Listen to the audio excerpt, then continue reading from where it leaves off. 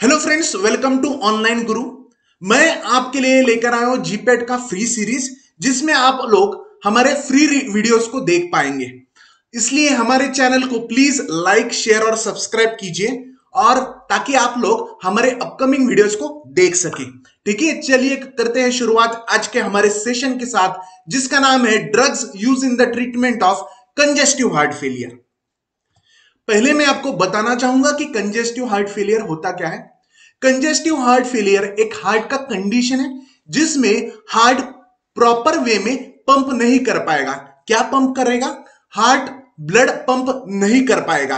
आमतौर पे देखा जाए तो हार्ट का हेल्दी इंडिविजुअल्स में मैं बात कर रहा हूं, हेल्दी इंडिविजुअल्स में हार्ट प्रॉपर वे में पंप करता है, जिसकी वजह से ऑक्सीजनेटेड ब्लड पूरे बॉडी के सेल्स को सप्लाई किया जाता है। उसकी वजह से हमारे सेल्स को एनर्जी फॉर्म होता है। इसलिए हम लोग देखने वाले आज हम कि कंजेस्टिव हार्ट फेलियर के कंडीशन में क्या होता है। इसमें हार्ट का जो सेल्स है वो प्रॉपर वे में वर्क नहीं होता है। तो क्या होता है, हार्ट प्रॉपर वे में पंप नहीं कर पाता है। इसकी वजह से हमारे लंग्स में या पूरे बॉडी में ब्लड का कंजेशन हो जाता है।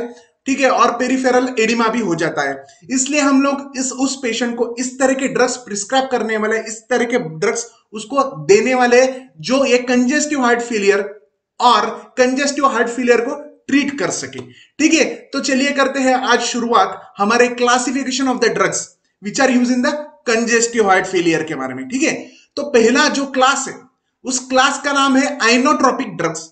ठीक है, आइनोट्रोपिक ड्रग्स मैंने आपको पहले ही बताया। आइनोट्रोपिक मींस जो ड्रग्स हार्ट का जो रेट है, हार्ट का जो फोर्स है वो बढ़ाएगा। हार्ट बीट का जो फोर्स है, force of contraction of heart, force of contraction of heart को बढ़ाने वाले जो ड्रग्स है उसे कहा जाता है आइनोट्रोपिक ड्रग्स। ये सिर्फ हार्ट का जो फोर्सफुल कॉन्ट्रैक्शन है उसे बनाने में मदद करेगा। ठीक है, जो आइनोट्रोपिक ड्रग्स है ना, उसको ध्यान में कैसे रखना है, मैं आपको इसका एक ट्रिक बताऊंगा, उसका एक न्यूमोनिक बताऊंगा। जो भी आइनोट्रोपिक ड्रग्स है उसका एंड हमेशा ही इन से एंड होता है। ठीक है, उसका जो लास्ट अल्फाबेटिक वर्ड है ना, हमेशा इन से एंड होता है, और या नोन से एंड होता है। ऐसे कुछ नहीं है, ये तो अगर इन से एंड नहीं हो तो नोन से एंड होगा। ठीक है, हम लोग ऐसे कुछ एग्जांपल्स देखने वाले हैं जो आइनोट्रोपिक ड्रग्स है। एग्जांपल है डिकॉक्सिन, इसमें भी इन है। Okay, digitoxin, dobutamine, okay, dobutamine, dopamine, then amrinone and milrinone. देखा आपने, इसमें सफिक्स हमेशा एक तो इन से एंड होता है या नॉन से एंड होता है। इसलिए ये ड्रग्स हमेशा ही आइनोट्रोपिक ड्रग्स के कैटेगरी में ही क्लासिफाई हो जाएंगे। ठीक है, तो अगले क्लास का जो ड्रग्स है वो है डायूरेटिक्स।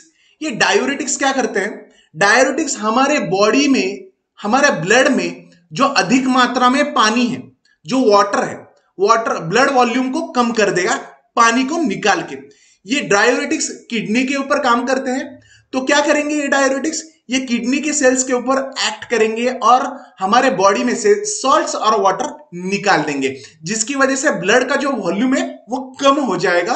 और पेशेंट को अगर ब्लड वॉल्यूम कम हो गया तो वो उसके बॉडी में जो पेरिफेरल एडिमा का जो इश्यू है ना, कंजेस्टिव हार्ट फेलियर में प्राइमरी इश्यूज क्या होते हैं कि पेशेंट को पेरिफेरल एडिमा का सिम्टम दिखाई देता है। तो हम लोग क्या करेंगे, उसको डायूरेटिक देके उसके बॉडी में से अधिकतर प्रमाण में पानी या वाटर को निकाल देंगे, जिसकी वजह से पेशेंट को सिम्टोमेटिक रिलीफ होगा।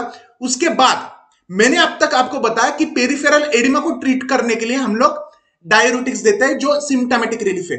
पर इसके अलावा ये इसका ट्रीटमेंट भी करता है, सिर्फ सिम्टोमेटिक रिलीफ नहीं करता है। ये क्या करता है, डायूरेटिक हमारे ब्लड का वॉल्यूम कम कर देता है, मतलब ब्लड में से ज्यादा पानी निकाल देता है, जिसकी वजह से फ्रैंक स्टर्लिंग लॉ के अनुसार हमारे जो वेंट्रिकुलर फिलिंग है, जो वेंट्रिकल्स में ब्लड फिल होगा, उसका जो कॉन्सेंट्रेशन है, उसका जो अमाउंट है वो ऑटोमेटिकली कम हो जाएगा, जिसकी वजह से हार्ट के ऊपर आने वाला जो लोड है वो कम हो जाएगा। तो हार्ट के ऊपर अगर लोड कम हो गया, ऑटोमेटिकली हार्ट को ज्यादा एनर्जी नहीं लगेगा पंप करने के लिए ब्लड को पूरे बॉडी में। ठीक है, तो इस तरह से डायूरेटिक्स उस कंजेस्टिव हार्ट फेलियर को, पेशेंट को सिम्टोमेटिक रिलीफ भी देते हैं और उसके साथ उसको ट्रीट भी करते हैं। हमेशा ही डायूरेटिक्स का जो एंड है ना, सफिक्स इड से एंड होता है, जैसे कि फ्यूरोसामाइड, इड से एंड हुआ, थायाजिन इड से एंड हुआ, एसिटोजोलामाइड इड से एंड हुआ, स्पाइरोनोलैक्टोन इस केस में ओन से एंड हुआ। ठीक है, ये फ्यूरोसमाइड ये हाई सीलिंग डायोरेटिक या लूप डायोरेटिक है, जो स्ट्रॉन्गेस्ट डायोरेटिक है। ठीक है, थायाजाइड ये थायाजाइड डायोरेटिक का क्लास है, इसका एग्जांपल है हाइड्रोक्लोरोथायाजाइड। तो अगला ड्रग है एसिटोजोलामाइड, ये कार्बोनिक अनहाइड्रेज इनहिबिटर है जो पीसीटी के ऊपर एक्ट होता है। ये स्पाइरोनोलैक्टोन पोटेशियम स्पेरिंग डायोरेटिक है। ठीक है, तो अगला जो क्लास है हम लोग पढ़ने वाले वो है वेजोडाइलेटर्स। वेजोडाइलेटर्स क्या करेंगे, जो ल्यूमेन का जो डायमीटर ना, अगर ल्यूमेन डायमीटर बहुत कम हो गया तो हार्ट को प्रॉपर वे में ब्लड सप्लाई नहीं हो पाएगा। अगर कोरोनरी आर्टरी का ल्यूमेन बहुत ही उसका जो ल्यूमेन है, उसके ल्यूमेन का जो डायमीटर है वो अगर कम हो गया तो हार्ट को प्रॉपर वे में ब्लड सर्कुलेशन नहीं हो पाएगा। इसकी वजह से हम लोग कुछ वेसोडाइलेटर्स देंगे जिसकी वजह से ये ब्लड वेसल का जो ल्यूमेन है, आर्टरी का कोरोनरी आर्टरी का ल्यूमेन है वो बड़ा हो जाएगा, वो ल्यूमेन डायमीटर बढ़ जाएगा, जिसकी वजह से प्रॉपर वे में हार्ट को ब्लड जिसमें न्यूट्रिएंट्स ग्लूकोज और ऑक्सीजन मौजूद है, प्रेजेंट है, वो प्रॉपर वे में हार्ट के सेल्स को पहुंचा सके। अगर हार्ट के सेल्स को प्रॉपर वे में ग्लूकोज और ऑक्सीजन मिलेगा तो वो एक अच्छी तरह से परफॉर्म कर पाएगा, कार्डियक इफिशिएंसी ऑटोमेटिकली बढ़ जाएगा, जिसकी वजह से ये cardiac vasodilators congestive heart failure के ट्रीटमेंट में बहुत ही उपयोगी रहते हैं। ठीक है, इसका जो सफिक्स है हमेशा एक तो प्रिल से एंड होता है या सार्टन से एंड होता है। ठीक है, प्रिल से एंड होने वाले ड्रग्स हमेशा ही एस इनहिबिटर्स कैटेगरी को बिलोंग करते हैं। सार्टन क्लास के जो सफिक्स है, जो ड्रग्स है, वो हमेशा ही एंजियोटेंसिन रिसेप्टर ब्लॉकर्स क्लासिफिकेशन को बिलोंग करते हैं।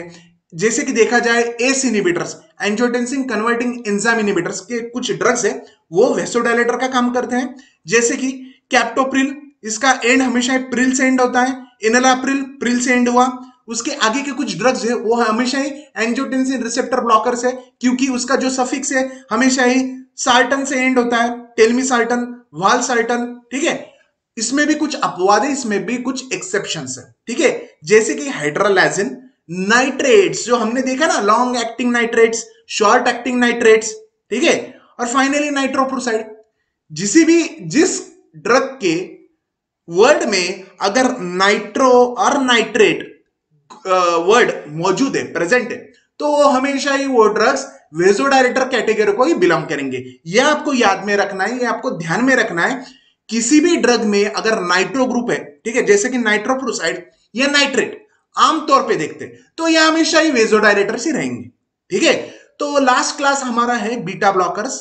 हमने बार बार इसके बारे में जिक्र किया है कि बीटा ब्लॉकर्स क्या रहते हैं। इसका जो एंड वर्ड है, इसका जो एंड 3 अल्फाबेट से, 3 लेटर से, इसका जो सफिक्स है हमेशा लॉल के साथ ही एंड होता है।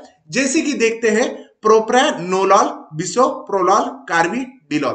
ठीक है, तो हमने ये देखा ये बीटा ब्लॉकर्स है। तो बीटा ब्लॉकर्स क्या करेंगे, बीटा ब्लॉकर्स हार्ट रेट को कम कर देंगे। उसके ऊपर काम कैसे करेंगे, अगर हार्ट के रेट को उसने कम कर दिया, हार्ट के फोर्सफुल कॉन्ट्रैक्शन को वो कम कर दिया, जो हार्ट के ऊपर निगेटिव आइनोट्रोपिक और क्रोनोट्रोपिक इफेक्ट दिखाया, तो क्या हो जाएगा, मायोकार्डियल ऑक्सीजन डिमांड ऑटोमेटिकली कम हो जाएगा। अगर मायोकार्डियम का, मायोकार्डियल सेल से, जो कार्डियोमायोसाइट से, हार्ट के सेल से, उसका जो ऑक्सीजन डिमांड एक बार कम हो गया तो ऑटोमेटिकली जो हार्ट का परफॉर्मेंस है, हार्ट की जो इफिशियंसी है पंप करने का, वो बढ़ जाएगा और सस्टेन हो पाएगा। इसलिए हम लोग बीटा ब्लॉकर्स देते हैं ताकि मायोकार्डियल ऑक्सीजन डिमांड को कम कर सके।